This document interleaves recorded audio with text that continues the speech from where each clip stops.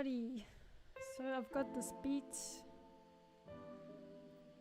and I made this like wobble, as you can hear, but without using RC20, and I had a really good time doing that. So I might actually just make a couple of other effects that are inspired by RC20. Now, one thing that I can't do really is see you while I'm looking at Ableton. So every now and again I'm gonna minimize my Ableton window and see if there's any questions. But if you're joining, hello, welcome. I've never done this before, like an Ableton speaking stream, but I hope you learned something, so yeah.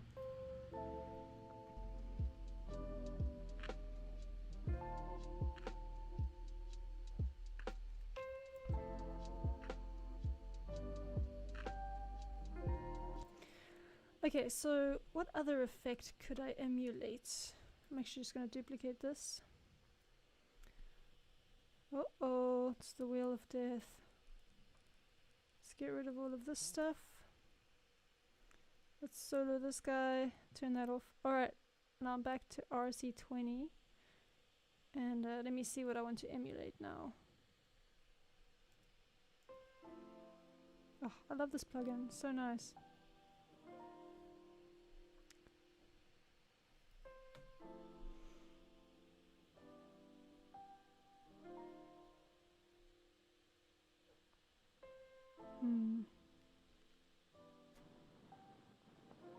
Sure, that's rough.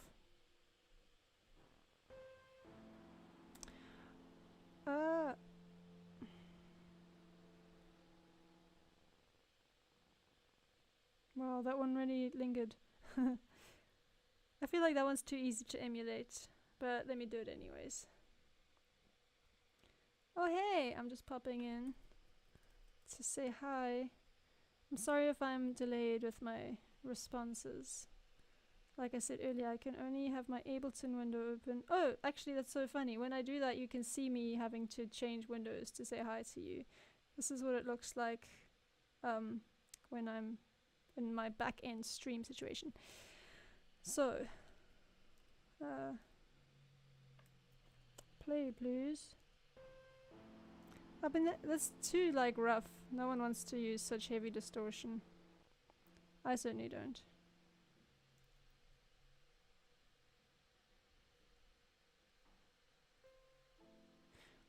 Actually, you know what? I'm going to show you how I did the wobble. I actually filmed a tutorial on that just now. So you might get a tutorial on it, but I'm going to give you a sneak peek because I'm really proud of it. So, hear that wobble? It's subtle. That's without it. So this is all Ableton plugins. I use Ableton 10 Suite. Anything that I'm using here came with Ableton. Oh, okay, wait. This is Addictive Keys. But you can use a grand piano, Ableton grand piano. I'm gonna just stick with Addictive Keys though, because it sounds pretty. It doesn't impact the wobble at all.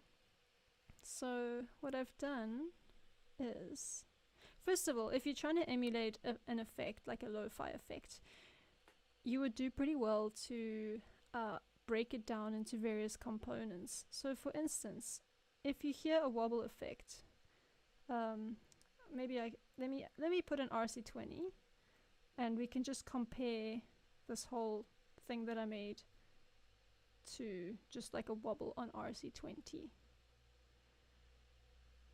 So this guy here.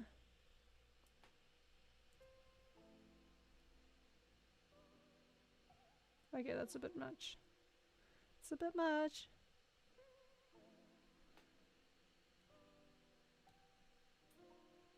I also feel like the volume is quite soft for you. Okay, so first of all, I can hear a hiss. That's going to be easy to solve. So hiss, if you had like a notepad somewhere, you're like, okay, number one, hiss.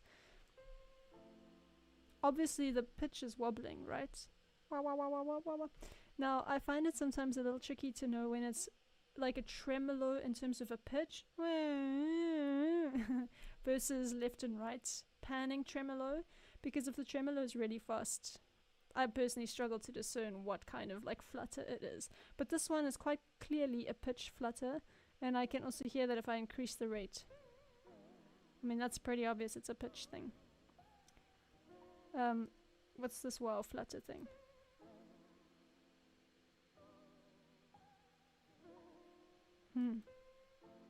I mean, it's obviously impacting the rate, but it's also increasing the hiss. Anyway, and flux.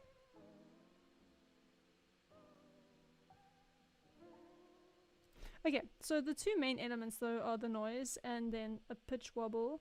And the way I like to have a pitch wobble is not to have it too predictable.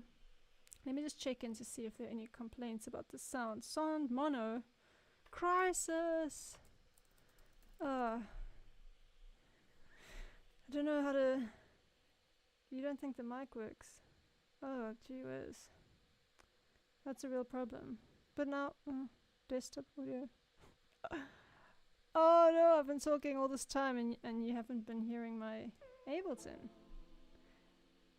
That's really weird, because it shows that there are no problems. I'm really sorry guys, I did test this and it sounded fine. So I'm not too sure how to solve this problem. Oh, I'm sure you're so sick of that loop right now, assuming you can hear it.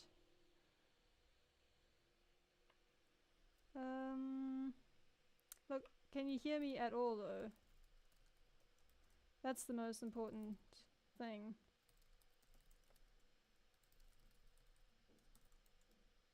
Oh, okay. Oh, that's fine. Yeah, the mic's gonna be mono because it's a mono input. If you guys can handle the mono mic, then let's continue. Let me know how bad it is on a scale from 1 to 10. But yeah, alright, so let's go back to this wow and noise. Okay, so the two main things, there's like a pitch, wah, wah, wah, wah, and there's some noise. Okay, so bearing that in mind, when I reconstructed that, let me take that away. I started with a pitch flutter, and one of the best ways to do that in Ableton is to have a frequency shifter. So, let me open my rack. There you can hear that noise. I'm going to bypass all these effects that we don't need, because right now I'm just interested in the pitch flutter. So, oof, I don't want to delete these guys. I'm going to undo this. Now I'm doing this manually with my finger on the trackpad, but I was just trying to get an idea as to whether this fine-tune knob on the frequency shifter is giving me some kind of desired result, and it is. You can try this frequency one up here, but that's not the sound I'm after. Neither is ring shifting, right? So by process of elimination, I figured out I want the fine-tune knob, and I want the fine-tune knob to change over time. Otherwise, if it just goes up and down, I mean, I'm not into that. If you are, that's fine. No judgment here. So that was the one thing. I didn't want it to be that obvious and predictable. And I also wanted the rate to change over time. So I could have just put an LFO on it. That's not at all what I want. But I wanted it to sometimes move quick and sometimes move slow. And luckily we do have a really good device for that. It's a Max for Live device. In fact, it is called LFO. So, I don't know if you guys use Max for Live devices, but they're very good.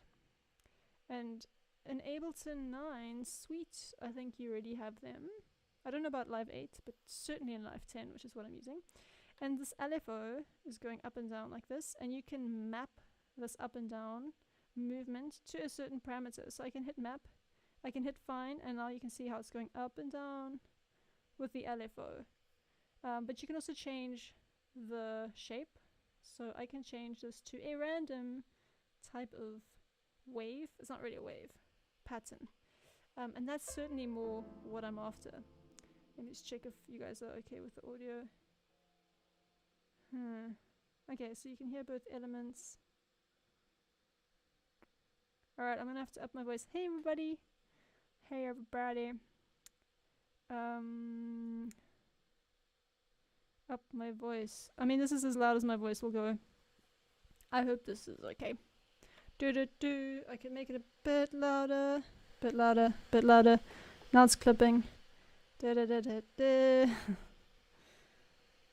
7.2 bad? Or like 7.2 good? Okay, so this is all over the place. We've got our LFO, we've got our random shape, but now I want to change my rate because that's not gonna cut it for me. So if I make the rate a lot quicker, now you can see this fine-tune knob. Bear with me, it's all gonna come together in the end. It's fluttering quite a lot. That's great. But it's too intense. So I'm gonna pull down the dry wet knob a little bit. Whoop.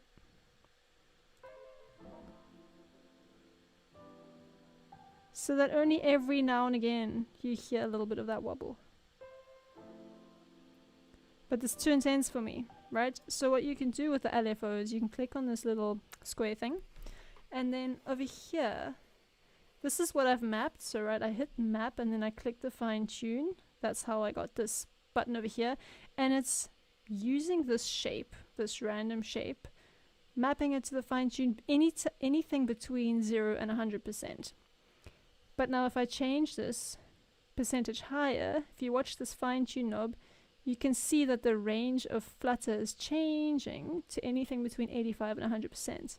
So what I don't want the flutter to be anywhere close to 100%. So I'm changing my range here to maybe like between 38 and 57%. Let's see what that sounds like. To me, that's already sounding a lot better. What I'm after with this effect is to get some warmth, right? I'm not trying to make people dizzy with the intense wobble. Okay, I hope the audio is better now. So I'm not trying to make people like sick with the wobble. So I feel like I found some progress, right? But to make it a little bit more lifelike, I also mapped this LFO to the dry wet. And I changed it to say between 70 and 100. Sounds good, right? Let's already just make it sound even better, because the way that I wanted the piano to sound better, I just added some saturation. Makes it a little bit louder, it just pushes up some of the higher frequencies. And then some multiband dynamics, because I want to control the higher frequencies. So I added a little bit more spice, but I can also add some downward compression. If you're not sure how multiband dynamics works, I think it's one of the most underutilized effects in Ableton Live. I do have a tutorial on it. I think you can just search for multiband dynamics, Little Miss Beats. Maybe that'll come up. It's helped me immensely with mixing, sound design, anything. Okay, so now we've already got a fuller sounding piano with some wobble. We still need noise though. So, luckily, Ableton has a plugin called Vinyl Distortion. I don't know how loud the volume is, but I can already hear the crackle. So here, I can increase the crackle, but I just want a little bit. The problem with the crackle on this Vinyl Distortion is that it's too like crisp for me.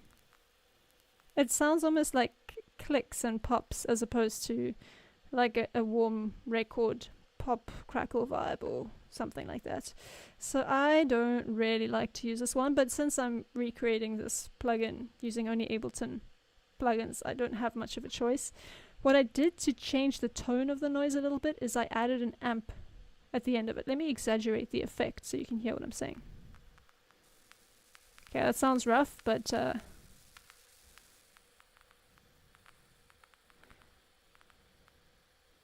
you know, you can hear how this amp changes the sound of the noise.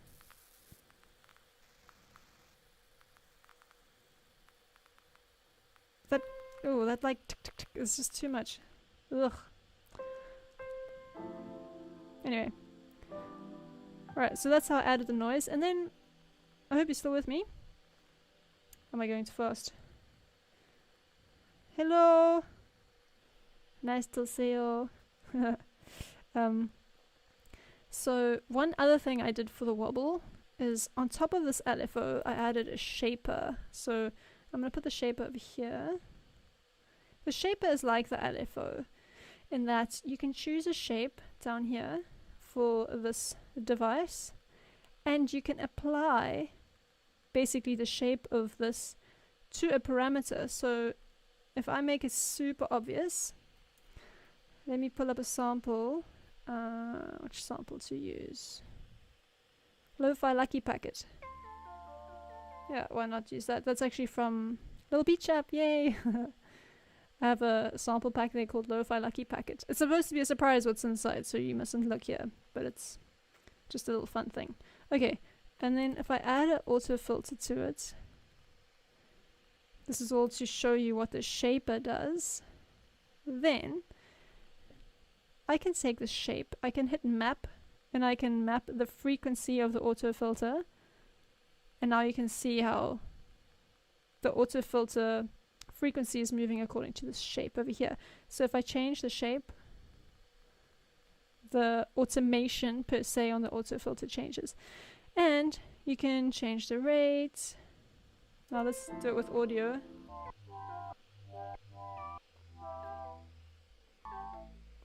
Sounds terrible. Let's actually warp this so that it's in the right tempo.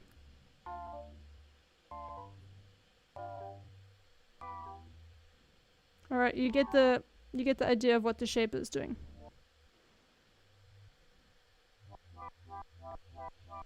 Cool.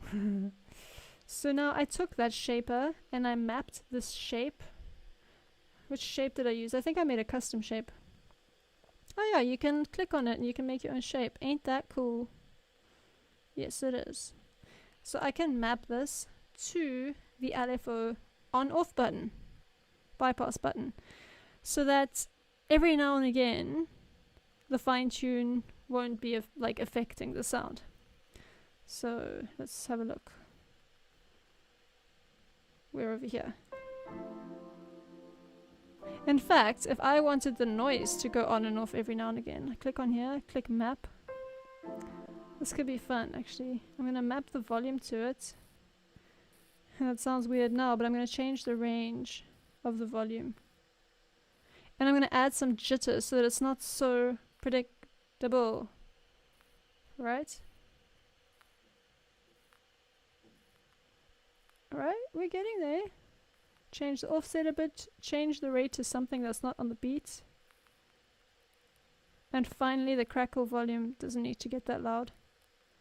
I'm already enjoying that crackle noise a lot more, it's not as aggressive to me. And that's how you make a wobble using only Ableton effects. This is what it was like without the Ableton effects.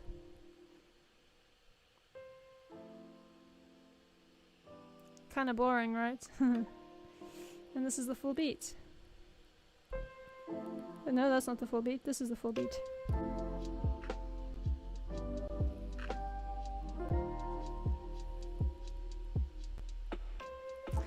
Oh, another thing. You can do this with any instrument. It doesn't have to be a piano. Oh, that crackle's annoying me. I'm just gonna turn it off. You can also use this on an E-piano. Just that gentle wobble really makes a huge difference.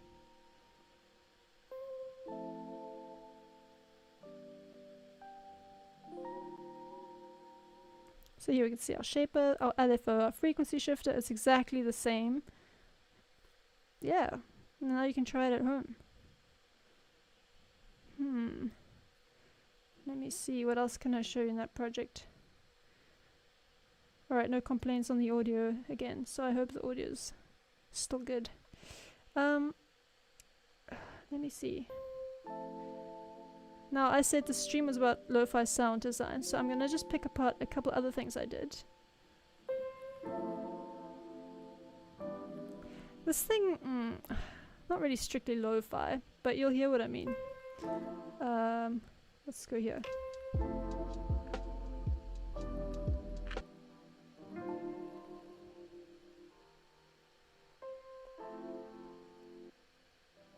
That's what I'm looking for. Alright. So can you hear the reverb? It's like a, I don't know, a disco swell.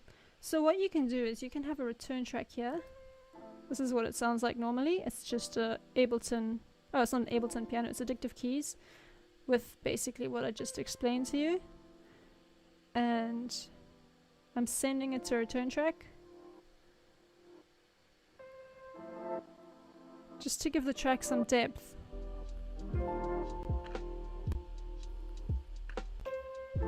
Makes such a difference. So I'm going to show you how I did that. So I'm sending it to track A.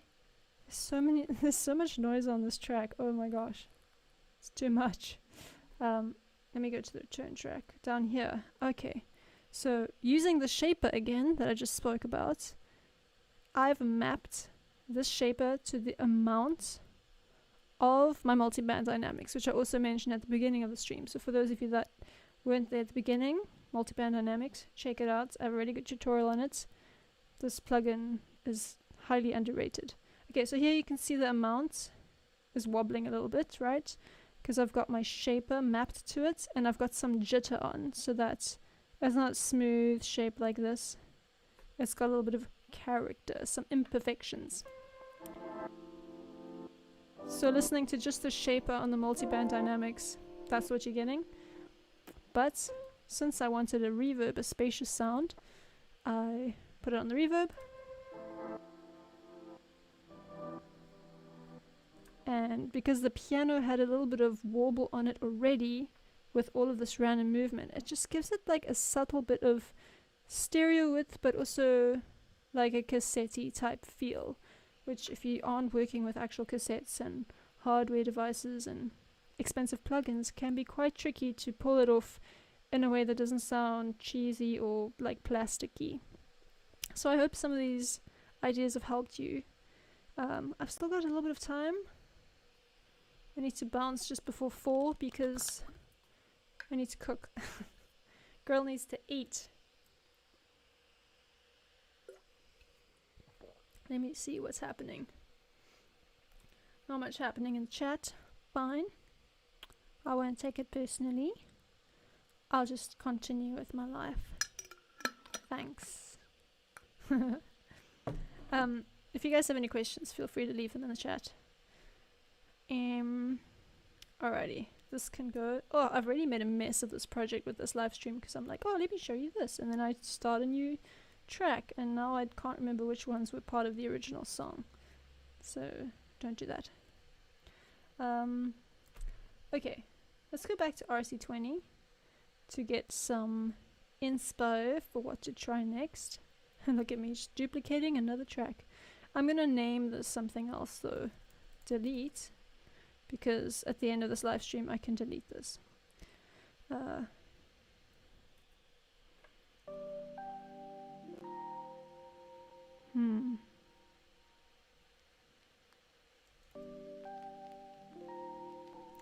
Trying to choose what to make next.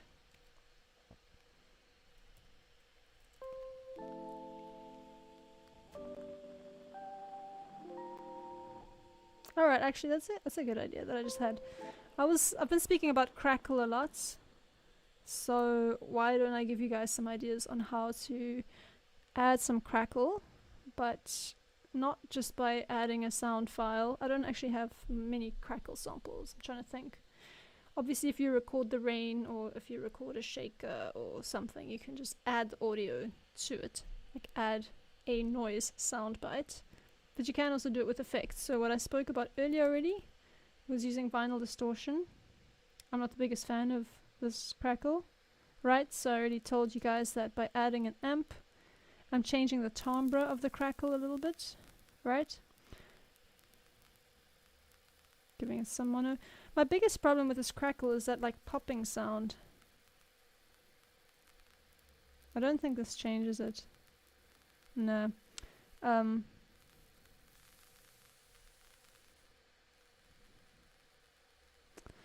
But some other things that you can do. Let's use the frequency shifter again. You can... Oh. We need our LFO. You can have a blank track basically. And just call it noise. and have noise generators on it. Right, so no MIDI, no audio. This track on its own, just with these plugins, creates noise. Like another one, where are you? This Wolf compressor, just as an example, has an inherent noise.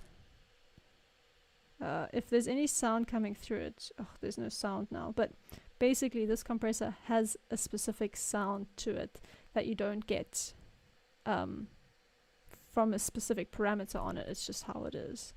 So we're going to create something like that now. EQ. I'm just going to loop silence. EQ8. Yeah, EQ8 gives me more control. So I try and find aggressive frequencies. I don't like this stuff over here. So, like, I want my noise to add warmth and not to annoy my ears. So when it's like high like that, some people love those high frequencies, and that's fine. But I often try to cut them out a little bit. So even this is so much nicer already.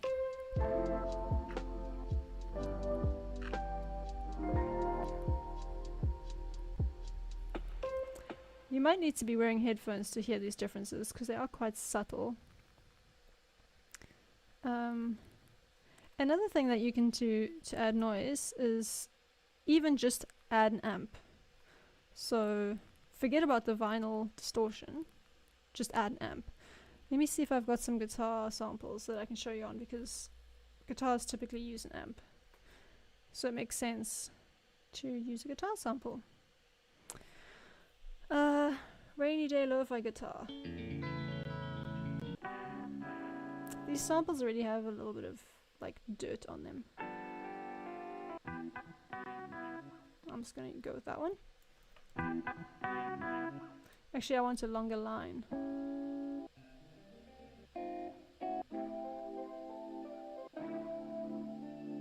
There we go. I can do that one. And I'm just gonna make sure this is set to the correct BPM, so I can see the name of the sample here. It says 90 BPM. So I'm gonna hit warp, 90 BPM, sorted. It's very loud, gee whiz. Oh, it's so slow. That's gonna be too fast.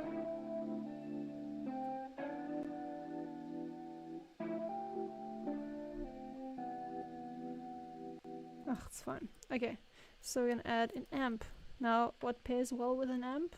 Oh, sorry. A cabinet! Because a cabinet is basically the thing that holds the amp. So Ableton's cabinet and Ableton's amp were designed to work together.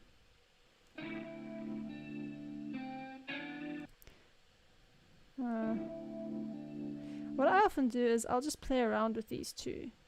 Without even necessarily understanding what I'm doing, I just sometimes put the cabinet after the amp even. Crazy, right? And just see what sounds good. What kind of mic sounds good. Ah, sorry guys.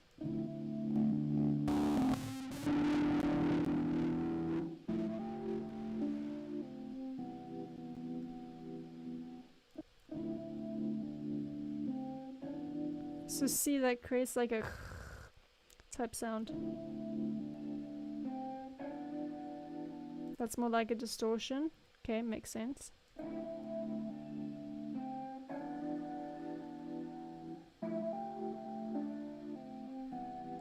And if you want that to linger a bit, you can add a reverb, or even echo. What you can do, okay, so I'm going to hit Command G, puts this in a group, and then I'm going to create a second chain. So this one's going to be called reverb. No, it's going to be called noise verb. And then the bottom one's going to be called dry. So the bottom one, I'm just going to have the dry signal. And the top one, I'm going to have reverb. But I'm trying to isolate the noise a little bit. So I'm going to add an EQ. And a multiband dynamics, again, the star of the show. I'm going to add it after the reverb. Come on. and cut out everything I don't need.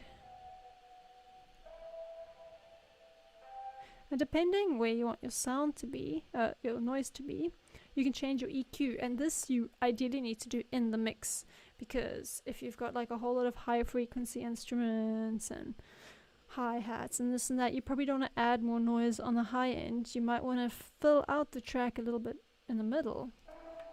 So let's do that. Oof, it's not going to work. Oh, actually the sample fits perfectly, guys. Crazy.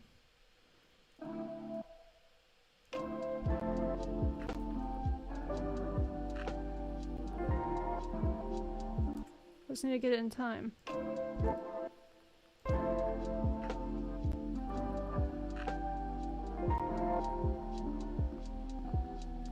Me.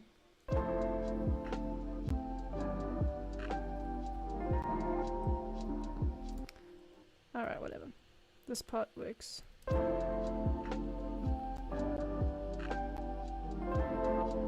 Now the problem is I've got so much frequency content where this guitar is, I can barely hear it. One of my best mixing tips, and this goes hand in hand with the sound design, is cut things out. And I don't mean like with an EQ, that too, but if I wanted to use this sample, maybe I should just take out the piano altogether, you know what I'm saying? There's a lot of piano. The guitar is a million times clearer. A million times clearer. I didn't have to waste time EQing the pianos, trying to make space for the guitar. I just cut it out. I do want the E piano though. Where is it? I cut that out. I wonder how that'll sound with it. Let me take this one out. Ironically, I think the E piano clashes with the guitar a little bit more, so that one has to go. That's such a huge difference. All I did was mute some pianos, and now the sample sticks out so much nicer. And I have spent so much time in the past trying to force things to fit, right? Be like, oh, I really like the piano part. I can't delete the piano part. I can't delete this part. Just cut it out if it's not working. Or you can always say, put it in a loop brace.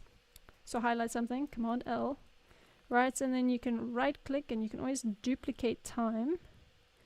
And then you can always have, say I delete the guitar on this one and I keep the piano on this one. You can always have a couple bars with the piano and a couple bars without if you really don't want to get rid of a specific element. Create a space in the track for that element to shine, but don't put it all on like at once. It's like having, excuse me, that was like a small burp. It's like having a really good pizza and you can't decide which toppings to put on, so you just put on like every single topping. And like, actually the pizza would have been better with just like 2 or 3 toppings, you know? So you just gotta choose wisely. You don't want to ruin the dish that is your beat. Let's see. Oh yeah, maybe the cabinet should go after the amp. Ugh, I get confused. I thought it was before the amp, actually. I'll check. But the point is, you can always break the rules and like move things around. Which I find often gives me like really interesting results. How do you do that stutter effect? Oh, okay, I take it you weren't here earlier. Because that's what most of this live stream was about. Were you here earlier? I haven't been watching the chat too much. Excuse me. So back to some noisy stuff. Oh, I've got 3 minutes actually. That's not really helpful. Let me just finish my train of thought with this noise verb thing. Okay, yeah, right. Seeing where the noise fits into the mix. So let me quieten this down. Alright, this mix is already so full, so I wouldn't add noise to this.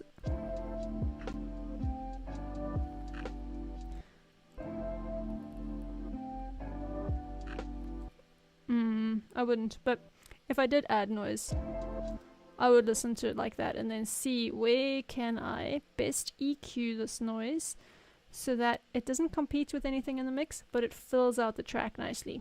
Yeah? Alright, before I sign off, let me see if there's anything else. No. Guys, thank you so much for watching. This was really fun. I have never done like an Ableton live stream before, so let me know if this was useful for you, and if this is better than getting like video tutorials, because currently I'm a little bit on the fence as to whether I want to be creating and editing tutorials versus live streams like this. I did ask on Instagram and it was 50-50. 50% were like, yay, do live streams. Another 50% was like, no, do what you always do. So thanks for that easy way to make the decision for me. Anyway, hope you guys have a great afternoon or morning or evening, wherever you are. And I'll see you guys soon in the next one. Whoa, that looks crazy. Now to end the stream, which is always the awkward part, right? Okay, bye.